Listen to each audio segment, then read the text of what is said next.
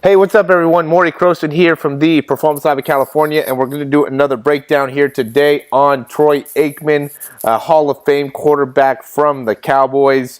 Got a few requests for Troy Aikman in the last couple weeks, and so been wanting to do this. Really was hard to find good quality content for Troy, even with these ones. You know, we're going to do a couple deep balls, and then an underneath kind of close up. They're just like it isn't very much quality videos of them. There's a lot of stuff where it's hard to see, but I think this is going to be, I guess this will have to work. This is the best quality stuff that I was able to find. So first we'll start off with the back one. The deep balls are, he was able to throw a lot of deep balls. He had some fast receivers, and also having that run game that they had, that kind of opens up the pass. So we'll get into the throw here. So big thing that we see with guys when they're throwing deep balls, one, raising the front shoulder, other one kind of dropping the ball a little bit. So the release ends up being, how you're loading with that back arm ends up being longer on those deep balls. Now, a key thing that we need to be able to understand when you're throwing that deep ball is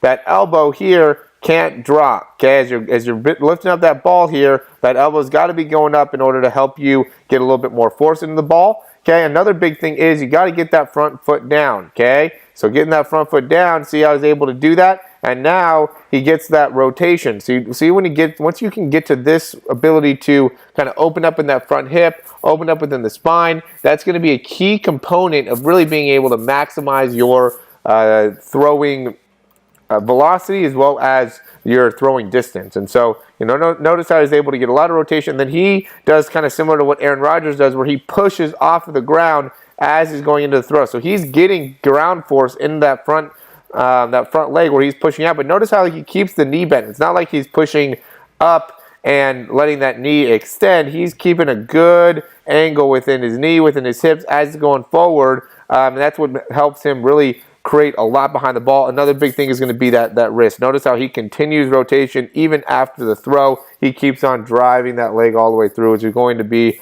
a crucial part of being able to maximize your overall throwing velocity. So in order to keep that velocity, even when you're throwing a deeper throw, you got to be able to continue some of the same mechanics. And one of the big things that I see is that a lot of times as you're going through the throw, guys will end up stopping their throw or stopping their motion with that deeper throw, which is going to end up impacting your ability to utilize the lower body, right? If you're stopping, then you're trying to basically use all arm. You're changing your mechanics. You got to have good, consistent mechanics, no matter if you're throwing a deep ball or throwing an underneath ball. It's all got to be pretty similar, okay?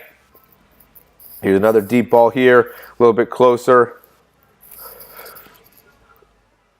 Faked out the camera a little bit there. But notice how he's pushing off that back leg and he's getting that foot down. And then from there, see how he's opening up with the front part of the body. This stretch that he's getting right here is something that is actually really rare and hard to be able to achieve as a younger quarterback. So being able to really get that your front part of the body to open up is something that's super important in order to maximize your ability to use your whole body when throwing. Okay, now this allows him to really get a lot into his arm, really, because what ends up happening is it's a continual load, right? So even this, even though it's part of his release, this is a loading strategy within that right arm, right? So being able to open up with that front shoulder, keeping good groundedness within this front leg, those are all loading strategies that make it so he's able to generate more force, and then now, even here, now it's just kind of letting it go with the arm. But if your arm can only do so much, so he's still maximizing his force production within the arm, but all of the force from the lower body, from the hips, from the spine are all getting transmuted upwards, which is creating more and more torque and more force output. And then the arm is just kind of a way of is absorbing all of that and using that to put the further distance in. And that's the concept that you want to understand, is that for you to be able to throw the ball further, it starts with how you step with that left foot and how you're creating force with that left foot, kind of pushing your body upwards. And really, as weird as it sounds, how well you can for most guys, how well you can create force in your arm is going to be directly directly based off of how well you're able to push down with that left foot. And the reason is because as you're able to have that super stable base, now everything else can kind of catapult off of that. And so if we're able to get the right range of motion, the right force on that front leg, now we're able to create much more force within the hips, and you can see how much he's using his hips, how much he's rotating in the hips. Now you're able to rotate more within the core, and it's similar to like when you're doing a hang clean, for instance. So, the force starts as you're pushing off the ground with your, with those ankles, and then it goes into the hips, and then it goes into the arms and how well you're able to and how fast you're able to swing the arms. But if you just go and you just go through the motions within the feet, ankles, and hips, now you end up trying to use all arms to get your hang clean, which is not going to make it so you have as much result as if you're using your foot, your ankle, your hips, your core. Okay, so I hope you can understand that connection where we need to be able to first generate the force in the foot, in the hips, in the core, and then by creating all that force, now we can transmute that through that arm, which when you let go, now you're going to be able to create more force within the arm. But if you just try to use all arm in order to throw, you're going to end up disappointed. All right?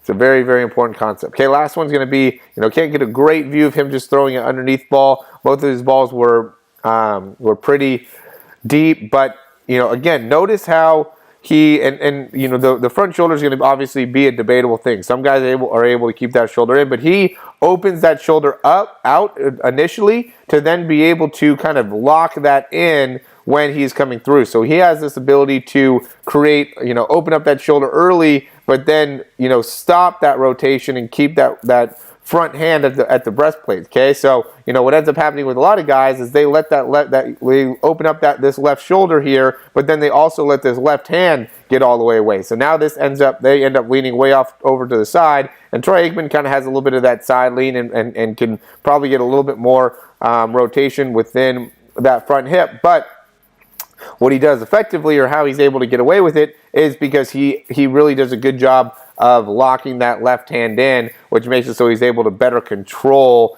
his overall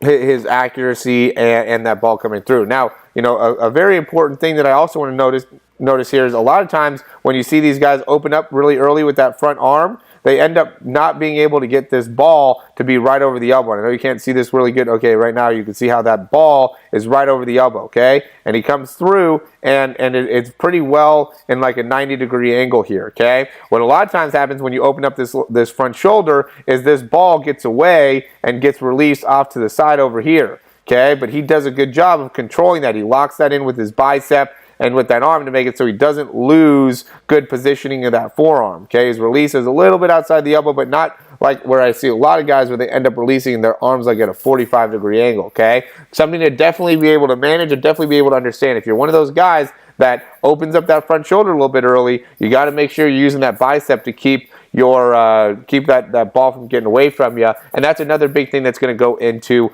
overall arm strength and being able to throw the ball for a big distance. All right. So, as always, guys, thanks for watching these videos. I hope you're able to learn a lot. If you have any questions, go ahead and reach out to me. My email is Morey, M-O-R-E-Y, @yourperformancelab.com. We got our free Blueprint to the Perfect Throw ebook. Check that out if you haven't already downloaded it, as well as our 5-month online program. We're getting more and more guys to get going with this program. It's going to be excellent. We might try to shorten it down a little bit. We might try to make it a 3-month program, probably in March, just because we're getting a little bit closer to the season. We could probably knock off some of from a price perspective. We'll probably be able to knock the price down and still be able to get a lot. So even if you get 6 breakdowns instead of 10 breakdowns of the 5-month program, we have guys that have just gone in there with their 6th breakdown, and we've seen tremendous gains in just 6 breakdowns. So I'm very, very confident if we just even do a 3-month program, we're going to make a big impact on your ability to throw. Okay, so yeah, check out or send us an email if you're interested in that 5-month online program. We could talk more. We could talk pricing, be able to make it so it makes sense for everybody. All right, guys. So as always, thanks for watching these videos, and we will see you soon.